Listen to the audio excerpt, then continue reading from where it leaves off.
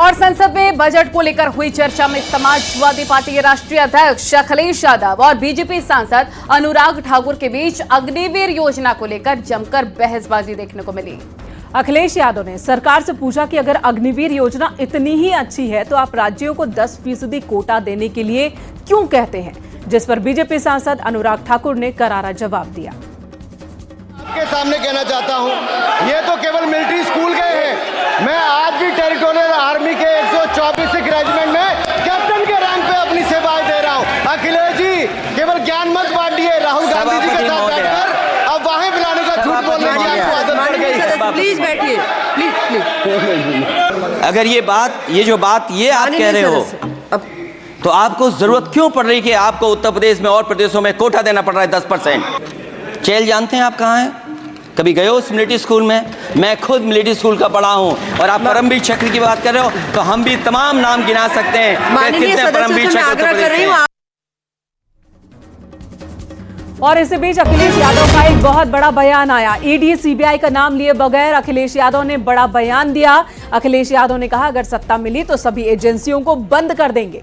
आपको अखिलेश यादव का वो बयान सुनवाते हैं कि कई ऐसी संस्थाएं हैं दिल्ली के पास जो पॉलिटिकल लोगों को समय समय पर परेशान करती हैं। वो संस्थाएं उन्हें न्याय नहीं देने देती हैं।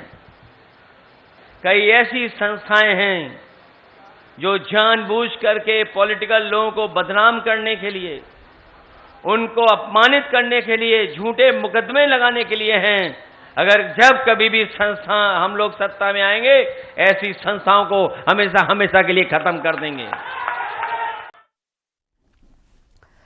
और इन सब के बीच सदन में सीएम योगी ने विपक्ष पर बड़ा हमला बोला। उन्होंने कहा कि आज यूपी में कानून व्यवस्था का राज है, अपराधियों के मन में कानून का खौफ है। साथ ही उन्होंने ये भी कहा कि महिलाओं के खिलाफ क्राइम को लेकर फौरन कार्रवाई हुई। बदमाशों को सजा दिलाने में यूपी देश का अव्वल राज्य है। समाचार पत्रों में आता है कि 1 महीने के अंदर दुष्कर्मी को सजा दिलाई गई। ये प्रोसिक्यूशन को फास्ट करने, समय पे चार्जशीट दाखिल करने का परिणाम है। नहीं तो होता क्या है, जब हम लोग इसमें लापरवाही बरतते थे, सरकार संज्ञान नहीं लेती थी, विभाग संज्ञान नहीं लेता था, लोकल स्तर पर संज्ञान नहीं लिया जाता था, अपराध बढ़ते थे और फिर इनको हल्केपन से लेने का दुष्परिणाम क्या होता था कि हर ऐसा अपराधी स्वच्छंद होकर के अपराध भी करता था और फिर समाज उसके बारे में देखते हुए भी उसके खिलाफ कार्रवाई नहीं कर पाता था।